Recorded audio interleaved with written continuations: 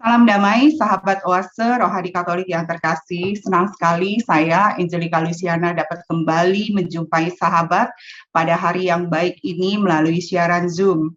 Dan pada hari ini, setiap tanggal 14 Agustus, Gereja Katolik secara universal merayakan pesta wajib Santo Maximilianus Maria Kolbe, imam dan martir. Saya berharap pada hari ini saudara semua dalam keadaan sehat dan senantiasa dalam perlindungan dan cinta Tuhan. Sahabat Oase Rohani Katolik yang terkasih, hari ini kita bersuka cita karena telah bergabung melalui siaran Zoom Romo Andang Binawan SC, yang akrab kita sapa dan kita kenal beliau dengan Romo Andang. Mari sahabat yang terkasih, kita bersama menyapa Romo. Romo Andang, salam damai. Salam Apa kabarnya damai. hari ini, Romo? Baik-baik sekali. Ya, saya sehat-sehat saja. Puji Tuhan, terima kasih. Romo selalu menghadirkan cinta dan berkat Tuhan bagi kita semua. Sahabat yang terkasih, sebelum kita memulai permenungan pada hari ini, mari kita satukan hati membuka dengan doa yang akan dibawakan oleh Romo Andang. Para rekan terkasih, mari kita bersama menghadapkan hati kita pada Tuhan. Kita awali dengan tanda kemenangan Tuhan dalam nama Bapa dan Putra dan Roh Kudus. Amin. Amin. Allah Bapa yang Maha Pengasih, kami bersyukur atas segala rahmat yang Kau berikan pada kami, khususnya rahmat kehidupan, di mana kami Kau percaya untuk memelihara, memupuk, dan mengembangkannya supaya tumbuh dan berbuah. Hidup kami menjadi berkat bagi sahabat, kerabat, dan masyarakat. Engkau membimbing kami, Engkau menerangi kami, Engkau menguatkan kami, dan kami syukuri kesempatan pada hari ini di mana kami melangkah lebih jauh lagi dalam upaya mengikuti jalan panggilan-Mu. Maka bukalah hati dan budi kami agar kami pada kesempatan ini pun semakin mengenali, memahami, dan meresapkan kehendak-Mu. Bimbinglah pula kami agar kehendak-Mu itu bukan hanya kami pahami, tapi juga dapat kami wujudkan. Maka kuatkanlah tangan dan kaki kami agar kami melangkah dan mewujudkan kehendak-Mu itu di dalam seluruh perkataan kami, pikiran kami, dan tindakan-tindakan kami, demi kemuliaan-Mu kini dan sepanjang masa. Amin. Amin. Dalam nama Bapa dan Putra dan Roh Kudus. Amin. Amin. Antifon pembuka. Merekalah orang suci, sahabat Allah, yang mulia karena mewartakan kebenaran ilahi. Sahabat Oase Rohani Katolik yang terkasih, bacaan liturgi pada hari ini, bacaan pertama dari kitab Yakub, dan bacaan Injil Yesus Kristus hari ini menurut Santo Matius. Dan saya akan membaca bacaan pertama pada hari ini. Bacaan dari kitab Yosua. Menjelang wafatnya, Yosua berkata kepada umat Israel, "Hendaklah kalian takwa dan beribadah kepada Tuhan dengan tulus ikhlas dan setia. Jauhkanlah dewa-dewa yang kepadanya nenek moyangmu beribadah di seberang sungai Efrat dan di Mesir, dan beribadahlah kepada Tuhan. Tetapi jika kalian menganggap tidak baik untuk beribadah kepada Tuhan, pilihlah pada hari ini kalian mau beribadah kepada siapa. Kepada dewa-dewa yang kepadanya nenek moyangmu beribadah di seberang sungai Efrat, atau kepada dewa orang Amori yang negerinya kalian diami ini. Tetapi aku dan seisi rumahku, kami akan beribadah kepada Tuhan." Maka bangsa itu menjawab, "Jauhlah daripada kami meninggalkan Tuhan untuk beribadah kepada Allah lain, sebab Tuhan Allah kita, Dialah yang telah menuntun kita dan nenek moyang kita dari tanah Mesir, dari rumah perbudakan. Dialah yang telah melakukan tanda-tanda mujizat yang besar ini di depan mata kita sendiri, dan Dia yang telah melindungi kita sepanjang jalan yang kita tempuh dan di antara semua bangsa yang kita lalui. Tuhanlah yang telah menghalau semua bangsa dan orang Amori, penduduk negeri ini, dari depan kita. Kami pun akan beribadah kepada Tuhan, sebab Dialah Allah kita." Tetapi Yosua berkata, "Kalian tidaklah sanggup beribadah kepada Tuhan, sebab Dia itu Allah yang kudus, Allah yang cemburu. Dia tidak akan mengampuni kesalahan dan dosamu apabila kalian meninggalkan Tuhan dan beribadah kepada Allah lain. Maka Ia akan berbalik daripadamu dan melakukan yang tidak baik bagimu serta membinasakan kalian, sekalipun dahulu Ia melakukan yang baik bagimu. Tetapi bangsa itu berkata kepada Yosua, "Tidak, hanya kepada Tuhan saja kami akan beribadah." Kemudian berkatalah Yosua, "Kalianlah saksi terhadap kalian sendiri, bahwa kalian telah memilih Tuhan untuk beribadah kepadanya." Jawab mereka, "Ya, kami saksi." Maka sekarang jauhkanlah dewa-dewa asing yang ada di tengah-tengahmu, dan condongkanlah hatimu kepada Tuhan Allah Israel. Lalu bangsa itu menjawab, "Kepada Tuhan Allah kita kami akan beribadah, dan sabdanya akan kami dengarkan." Pada hari itu juga Yosua mengikat perjanjian dengan bangsa itu dan membuat ketetapan serta peraturan bagi mereka di Sikem. Yosua menuliskan semuanya itu dalam kitab hukum Allah. Lalu ia mengambil batu besar dan mendirikannya di sana, di bawah pohon besar, di tempat kudus Tuhan. Kepada seluruh bangsa ia lalu berkata, "Sesungguhnya batu inilah yang akan menjadi saksi terhadap kita, sebab telah didengarnya segala sabda Tuhan yang diucapkannya kepada kita. Sebab itu batu ini akan menjadi saksi terhadap kalian, supaya kalian jangan menyangkal Allahmu." Lalu Yosua melepaskan bangsa itu pergi, dan masing-masing pulang ke milik pusakanya. Dan sesudah peristiwa-peristiwa itu, Yosua bin Nun, hamba Tuhan, meninggal dunia. Umurnya 110 tahun. Demikianlah sabda Tuhan. Syukur kepada Allah. Mazmur tanggapan. Ya Tuhan, Engkaulah milik pusakaku. Ya Tuhan, Engkaulah milik pusakaku. Jagalah aku ya Tuhan, sebab padamu aku berlindung. Aku berkata kepada Tuhan, sebab Engkaulah Tuhanku ya Tuhan. Engkaulah bagian warisan dan pialaku. Engkau sendirilah yang meneguhkan bagian yang diundikan kepadaku. Ya Tuhan, Engkaulah milik pusakaku. Aku memuji Tuhan yang telah memberi nasihat kepadaku. Pada waktu malam, aku diajar oleh hati nuraniku. Aku senantiasa memandang kepada Tuhan, karena Ia berdiri di sebelah kananku, aku tidak goyah. Ya Tuhan, Engkaulah milik pusakaku. Engkau memberitahukan kepadaku jalan kehidupan. Di hadapanmu ada sukacita berlimpah, di tangan kananmu ada nikmat yang abadi. Ya Tuhan, Engkaulah milik pusakaku.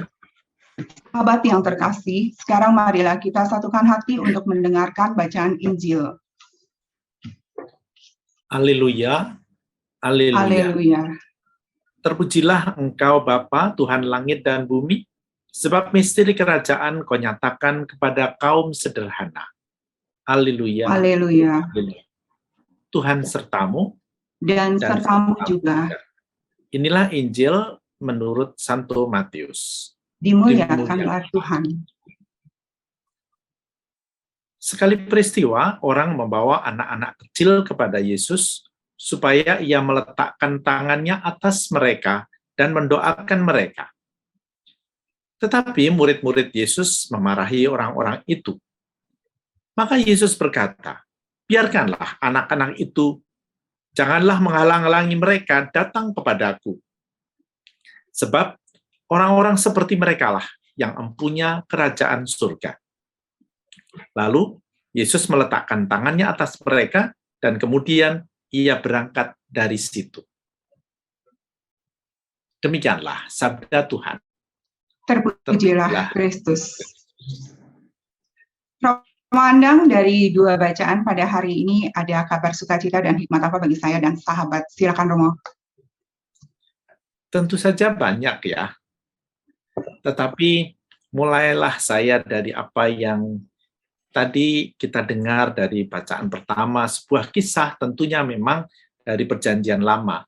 Tetapi bagi saya menarik bagaimana Yosua menawarkan suatu ibadah yang sejati. Apa itu ibadah sejati? Tadi pertama-tama Yosua menawarkan kepada bangsa Israel mau beribadah dengan ke dewa-dewa mana? Atau ke Tuhan, gitu kan? Lalu akhirnya orang-orang Israel memilih untuk beribadah kepada Tuhan. Lalu mereka mengadakan perjanjian, dan kemudian mereka mengatakan seperti tadi kita dengarkan seperti ini, bahwa mereka akan mendengarkan sabda Tuhan. Mereka ingin beribadah kepada Tuhan. Nah, apa yang saya katakan ibadah yang sejati itu memang mendengarkan Tuhan. Sementara, kalau kita bandingkan orang-orang yang tidak mengenal Tuhan, dan dalam hal ini orang-orang di luar Israel pada waktu itu beribadah kepada dewa-dewa, bukan untuk mendengarkan Tuhan, tapi supaya mereka didengarkan dewa-dewa. Ada dua perbedaan yang sangat mendasar, karena ketika orang-orang Israel memilih beribadah kepada Tuhan, maka mendengarkan Tuhan itu yang paling penting. Dan itu berarti apa? Tuhanlah yang diprioritaskan. Tuhanlah yang dijadikan tokoh utama. Sementara orang Israel mendengarkan, bukan? Sementara di lain pihak, untuk perbandingan, kontrasnya adalah orang-orang di luar Israel beribadah itu berarti supaya mereka didengarkan Tuhan. Jadi fokusnya siapa? Fokusnya adalah diri manusia. Tuhan itu sebagai sarana, sebagai yang nomor 2. Nah, disinilah kita pun kemudian belajar dari Yesus bagaimana beribadah yang sejati itu memang memprioritaskan Tuhan. Bukankah ketika Yesus mengajarkan kita berdoa, selalu dikatakan, masuklah ke kamarmu, kuncilah, begitu kan? Kalau berdoa jangan bertele-tele, masih ingat bukan? Ya, nah, betul. itu berarti apa? Mari jangan banyak ngomong, dengarkanlah Tuhan. Beribadah atau berdoa itu mendengarkan Tuhan. Itu memprioritaskan Tuhan. Itu menjadikan Tuhan yang utama. Nah, lalu di sini kita ingat apa yang dikatakan Yesus tentang perintah yang utama, bukan? Apa itu perintah yang utama? Kasihilah Tuhan Allahmu. Nah, dengan segenap hatimu, dengan segenap jiwamu, dengan segenap akal budimu. Kata segenap ini penting. Karena apa? Dengan memusatkan hati kita, pikiran, dan jiwa kita pada Tuhan, berarti kita membuka hati pada Tuhan. Tuhanlah yang kita dengarkan. Itu berdoa. Nah, beribadah yang suka kita alami pun, entah itu ibadat sabda, entah itu renungan, apalagi perayaan Ekaristi, sebenarnya kita mendengarkan Tuhan. Bukan kita yang banyak ngomong, kita banyak memohon, kita banyak minta. Loh, minta itu boleh, tetapi yang lebih penting adalah mendengarkan Tuhan. Nah, lalu apa kaitannya dengan anak kecil? Anak kecil di sini sebenarnya adalah simbol bagaimana orang mau mendengarkan orang tuanya. Kita menempatkan diri kita di hadapan Tuhan sebagai anak. Bukankah Yesus mengajarkan bahwa Allah adalah Bapa kita, bukan? Bapa yang maha baik, Bapa yang super duper baik dan maha tahu. Tahu juga untuk kebaikan kita. Maka seperti anak kecil, mari kita dengarkan Tuhan. Mari kita melaksanakan kehendak Tuhan. Nah, di sana baru akan ada kerajaan surga. Dengan kata lain, beribadah berdoa adalah membuka hati, membuka jiwa, supaya kehendak Tuhan masuk di dalam diri kita, dan kerajaan kebahagiaan, kerajaan surga ada di dalam diri kita. Bukankah kita berdoa tiap hari, datanglah kerajaanmu, jadilah kehendakmu. Bukan kehendak kita yang terjadi, tapi kehendak Tuhan. Itulah sebenarnya prinsip pokok iman Kristiani. Itu kira-kira yang paling pokok dari dua bacaan hari ini. Ya, Romo, ini menarik sekali ya. Romo mengupas untuk kita, seolah-olah saya sangat tersentuh bahwa selama ini dalam berdoa kebanyakan kita memanjatkan, kita yang memohon, dan kurang lebih mau mendengarkan Tuhan. Juga dalam perayaan-perayaan Ekaristi dan juga hal-hal ibadat-ibadat lainnya. Tapi pada saat ini Romo mengetuk kita semua untuk bagaimana menjadi pendengar Tuhan dengan segenap hati tentunya ya Romo ya. Terus bagaimana kita bisa, kadangkala ya Romo, di masa sulit yang seperti sekarang ini, apalagi masa pandemi begini, banyak sekali kebutuhan-kebutuhan, banyak sekali permohonan-permohonan di dalam doa-doa kita. Kadang kita sulit untuk mendengar sesama curhat aja kita kadang sulit ya Romo, tapi kita mau curhat kepada sesama. Bagaimana ya supaya kita bisa menjadi pendengar juga yang baik bagi sesama, terutama bagi kita mau mendengarkan Tuhan. Mendengarkan Tuhan pada saat situasi sulit sebenarnya sebuah kesempatan yang sangat bagus. Memang sulit, tetapi ini kesempatan bagus karena coba perhatikan bagaimana dulu Yesus ketika mau menderita mencoba bertanya kepada Bapa, "Bapa, kehendakmu apa sih?" Dengan segala macam penderitaan kita. Jadi kalau kita berdoa pada saat situasi sulit, juga pada situasi pandemi, dengan segala macam dampaknya, entah dalam keluarga, entah dalam pekerjaan, entah dalam persahabatan, itu memang sulit. Tetapi, kalau kita tuh hanya mengatakan, "Tuhan, bebaskanlah aku dari pandemi ini, usirlah segera virus corona dari muka bumi ini, sembuhkanlah saya, atau bebaskanlah kami dari terpapar," itu boleh-boleh saja. Tetapi, itu belum masuk lebih dalam iman Kristiani. Kita boleh minta kok, tapi sekali lagi fokusnya pada Tuhan, bukan pada diri kita. Jadi dengan kata lain, bertanyalah juga kepada Tuhan, "Tuhan, maumu apa ya? Maumu, kehendakmu apa sih dengan segala macam kesulitan ini?" Nah, disitulah Tuhan mungkin tidak bersabda langsung, ya kan?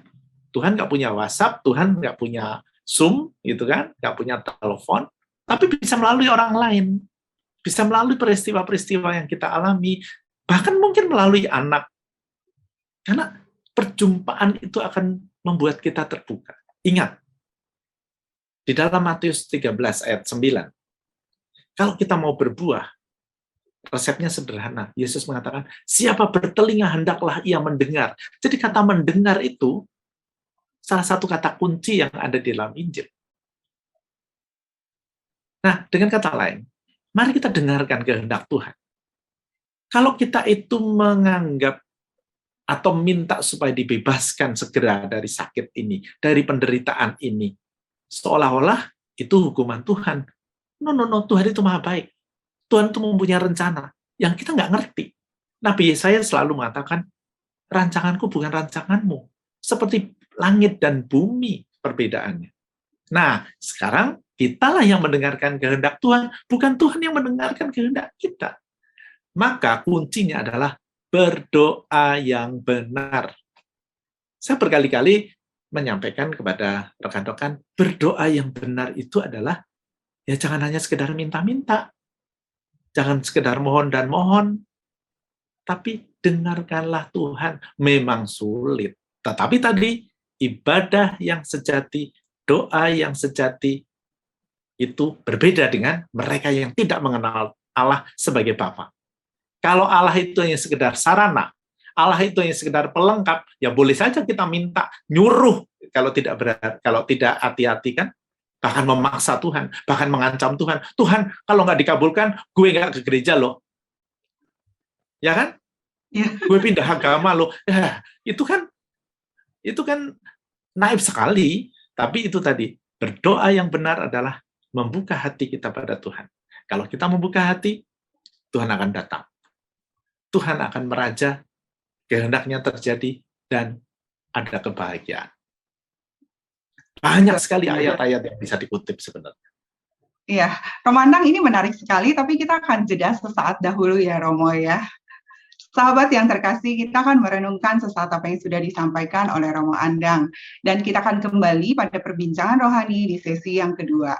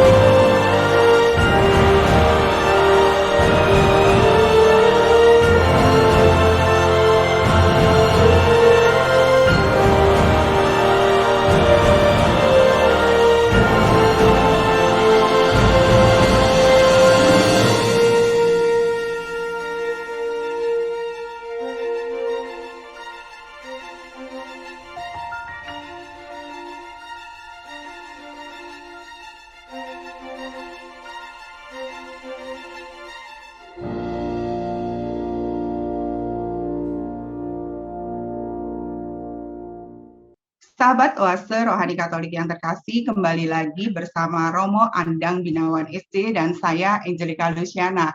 Anda masih menyimak Oase Rohani Katolik. Romo Andang, kita lanjut kembali di sesi yang kedua. Romo, saya tertarik sekali dari yang bacaan Injil pada hari ini, di mana Tuhan meminta kita untuk datang seperti anak-anak. Kadang-kala saya melihat diri saya sendiri aja suka seperti orang yang mengatur Tuhan. Tuhan, saya mau begini, Tuhan, saya mau begini, Tuhan berikan saya ini, berikan itu.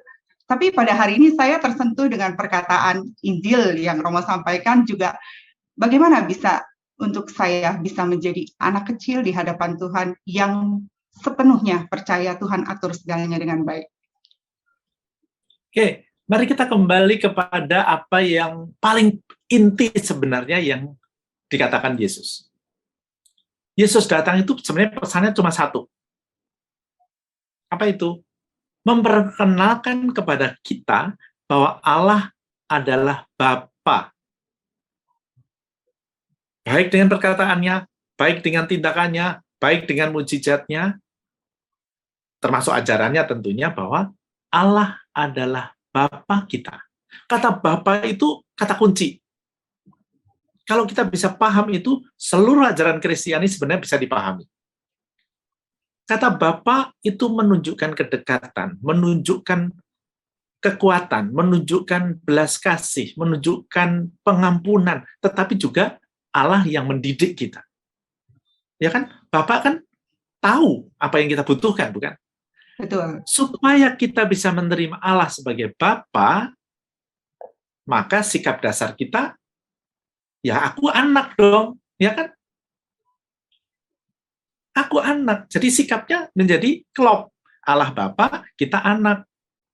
Nah, anak adalah yang melihat bapaknya itu super duper baik. Maka aku menyerahkan diri sebagai anak. Kalau aku bisa menerima Allah sebagai Bapa dalam diriku, itulah kerajaan surga. Siapa bertelinga, hendaklah ia mendengar. Berkali-kali pun saya mengutip salah satu yang paling saya sukai dari Wahyu 3 ayat 20, yang gambarnya adalah Yesus sedang mengetuk pintu. Jadi Allah itu selalu datang mengetuk pintu kita. Dan kita diminta membuka. Itulah anak kecil yang mau menerima Allah sebagai Bapa. Kalau kita menerima Allah sebagai Bapa, kita bersuka cita karena Allah bersama dengan kita. Sebenarnya kunci kekristenan ada di situ. Bukan kita yang, seperti kamu katakan, ngatur-ngatur Tuhan, nyuruh-nyuruh Tuhan, gitu kan. Makanya Tuhan itu pesuruh kita, pelengkap kita, enggak, Bapa. Nah, maka datang sebagai anak yang sungguh mau menyerahkan diri, itulah kunci. Kita sebagai orang beriman menghadapkan hati kita, akal budi kita, jiwa kita pada Allah sebagai Bapa. Yesus menjadi contoh, Bunda Maria menjadi contoh, Santo Yosef menjadi contoh, termasuk para Santo Santa, termasuk Maximilian Maria Kolbe yang kita peringati hari ini. Gitu. Iya, jadi intinya kita harus bersikap bagaimana kita bisa membuka hati ya Romo ya, membuka telinga kita untuk datang kepada Bapa kita. Romo, saya mau bertanya juga ya, di dalam masa pandemi seperti ini ya Romo ya, kita kan misal secara online gitu, kadang-kala sulit sekali untuk bisa memahami atau membuka diri bahwa Tuhan juga benar-benar ada dan benar-benar mendengarkan kita dan bersabda melalui kita. Gimana ya cara menyikapinya ya Romo ya? Ketika tadi saya kutip Matius bab 13 ayat 9, siapa bertelinga hendaklah ia mendengar. Itu juga ada di kitab Wahyu bab 3, sama. Siapa bertelinga hendaklah ia mendengar. Berarti mendengar itu berkonsentrasi secara penuh membuka hati pada Tuhan. Maka perayaan-perayaan Ekaristi online, renungan-renungan online, itu memang banyak distraksi, banyak gangguan. Maka memang andai kata itu mau mengadakan mengikuti perayaan Ekaristi online, ya buatlah suasana sedemikian rupa supaya memang dalam arti tertentu suasana gereja, suasana ibadah itu terbangun dengan baik. Jangan sampai ada laptop, Romo mempersembahkan Ekaristi, kita berdoa, tapi di depannya ada kopi, ada kue, sarapan belum selesai, kita buru, ya nanti terganggu, gitu kan. Kita selalu membutuhkan simbol-simbol di mana kita bisa lebih konsentrasi pada Tuhan. Nah, seperti tadi, mendengarkan Tuhan itu lebih penting daripada Tuhan mendengarkan kita. Karena Tuhan sudah tahu kok apa yang kita butuhkan, maka mendengarkan Tuhan itu, berdoa itu mendengarkan Tuhan, beribadah itu mendengarkan Tuhan, dan untuk bisa mendengarkan Tuhan, kita membutuhkan sarana bantu di sekitar kita, termasuk sikap tubuh kita. Jangan sampai ikuti perayaan Ekaristi, dalam keadaan sehat, tapi sambil tiduran. Toh Romo nggak lihat, yang nggak sikap hati kita nggak akan membuat kita bisa mendengar. Itu hanya formalitas saja, nggak ada gunanya. Kalau hanya sekedar formalitas. Wah, aku udah ikut kok perayaan Ekaristi, bahkan 3 kali. Tapi ya satunya sambil tiduran, satunya sambil ngopi, satunya sambil ngobrol, nggak konsentrasi. Nah, lalu ya terjadilah kita nggak bisa mendengarkan Tuhan. Betul. Romo, saya jadi teringat, sikap anak-anak itu kan yang utama adalah kepolosan ya Romo ya. Nah, kadang-kala kepolosan dan ketulusan hati. Kadang-kala nih kita, contohnya saya masih punya sikap yang egois, yang penuh kekhawatiran. Bagaimana ya kita bisa seutuhnya untuk seperti anak-anak itu, Romo? Ya, memang latihan. Artinya begini, kita semakin dewasa, semakin punya banyak pengetahuan, wawasan, memang ego kita dibungkus dengan lebih tebal. Ibaratnya ya samcan-samcan kita, anak-anak kecil kan nggak punya samcan gitu kan, kita punya samcan. Nah, bagaimana mengurangi samcan? Kan harus latihan, harus exercise, harus olahraga. Itu tubuh kita, demikian juga roh kita pun, supaya bukan terbebas lah, nggak mungkin terbebas, tapi bisa mengikis ego kita, supaya kita mampu mendengarkan Tuhan, ya latihan. Tadi, ada puasa, ada pantang, ada berani untuk mengurangi distraksi yang tidak perlu, itu kan latihan-latihan terus-menerus, supaya ego kita bisa menjadi lebih tipis, termasuk cara pandang kita. Kita jangan menganggap bahwa apa yang kita maui, apa yang kita harapkan itu paling baik untuk kita. Bapak lebih tahu, bukan? Nah, ini memang sekali lagi butuh latihan, karena sikap itu nggak gampang. sebagai manusia dewasa kita seperti kamu katakan dibungkus ego yang terlalu besar, terlalu banyak. Ya, Latihan, semoga pada latihan. hari, betul. Ya, semoga pada hari ini ya Romo ya, kita semua yang setelah mendengarkan Tuhan bersabda melalui Romo Andang, kita dapat perlahan-lahan melepaskan ego kita untuk setiap saat mendengar Tuhan dan datang kepada Tuhan sebagai anak kecil yang penuh dengan ketulusan dan kepolosan ya Romo ya. Romo, sebelum kita mengakhiri acara pada hari ini, Romo mungkin bisa menyapa opa-oma atau mereka yang sedang sakit. Mereka butuh penyegaran dan juga sapaan dari Tuhan melalui Romo supaya mereka dikuatkan. Opa-oma, kakek nenek, saudara-saudara yang sedang sakit, saya percaya bahwa Tuhan berserta Anda. Bukan pertama-tama supaya menjadi lebih kuat, bukan supaya lebih sembuh, tetapi sebenarnya ini kesempatan agar bisa tetap bersaksi dalam kelemahan Anda, dalam kerentaan Anda, di dalam sakit Anda, bahwa Tuhan beserta kita. Kasih Tuhan bisa memancar dari pergumulan Anda mengikuti Tuhan. Disitulah saya percaya bahwa Anda bisa menjadi berkat juga di dalam kelemahan Anda. Saya doakan tentu. Terima kasih Romo, berkat doa Romo pasti kita semua akan dikuatkan dan diteguhkan di dalam Tuhan ya Romo ya. Sahabat yang terkasih, usai sudah kebersamaan kita pada hari ini, saya Angelica Luciana dan Romo Andang Binawan SC, mohon pamit dari ruang dengar Anda. Sekarang marilah kita satukan hati menutup dengan doa dan mohon berkat Allah melalui Romo Andang. Saudara terkasih, mari kita mengakhiri perjumpaan virtual kita dengan menghadapkan hati kita pada Tuhan. Kita memang memohon kepada Tuhan, tapi juga meminta bantuan Roh Kudus agar berkenan membuka hati, budi, dan jiwa kita. Mari kita berdoa. Dalam nama Bapa dan Putra dan Roh Kudus. Amin.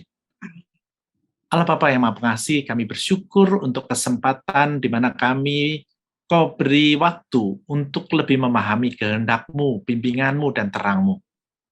Kami percaya bahwa dengan acara ini pun Engkau membimbing kami untuk lebih mengenal-Mu sebagai Bapa dan mengikuti kehendak-Mu.